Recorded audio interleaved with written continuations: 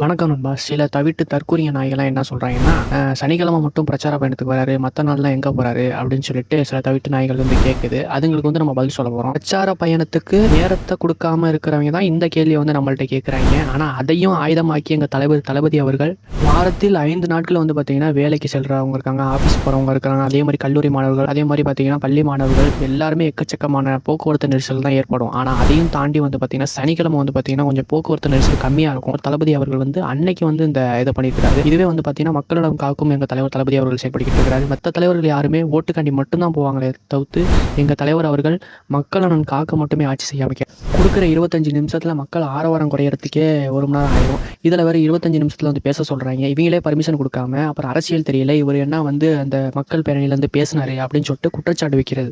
அரசியல பொறுத்தவரைக்கும் போட்டி இருந்தா தான் அது நல்ல ஜனநாயகமாக அமையும். அதே மாரி வந்து பார்த்தீங்கன்னா, அந்த போட்டியில வெற்றி பெறறதுக்கு நம்ம வெற்றியை நோக்கி செல்லணும். அத விட்டுப்புட்டு ஒருத்தர அடக்கி தான் நான் வெற்றி பெறுவேன் அப்படின்னு சொன்னா, இது வந்து முற்றிலும் வந்து பார்த்தீங்கன்னா, சிறுபிள்ளைத்தனமா இருக்கு அப்படின்னு சொல்லலாம். நம்மள பால்வாடித்தனமா இருக்கிறேன்னு சொல்லிட்டு, அவங்க வந்து பால்வாடித்தனமா இருக்காங்க அப்படின்னு தான் இந்த வீடியோல சொல்லுவேன். இந்த இடைஞ்சல்லாம் குடுக்கும்போது வந்து பார்த்தீங்கன்னா, தலைவர் விஜய் அவர்கள் ஒரு குறைந்தபட்சத்திலயாவது ஜெயிச்சுருவாரு அப்படின்னு நினைச்சுட்டு இந்த இடைஞ்சல்லாம் குடுக்குறாங்கன்னு பார்த்தா, இவங்க சிஎம் சீட்டே தலைவர் விஜய் அவர்கள் வந்து பிடிச்சிருவாரு அப்படிங்கிறது நோக்கத்துக்காண்டி தான் வந்து பார்த்தீங்கன்னா, இவ்வளோ இடர்பாடுகளும் குடுக்குறாங்க. இவ்வளோ இடர்பாடுகள் நீங்க குடுத்தாலும் சரி, நீங்க என்னதான் பண்ணாலும் சரி, நீங்க இடர்பாடு குடுக்க எங்க தலைவரோட உயரம் வந்து உயர்ந்து கொண்டே தான் இருக்கும்னு சொல்லிட்டு இந்த வீடியோவ முடிச்சுக்கிறேன். நன்றி நண்பா.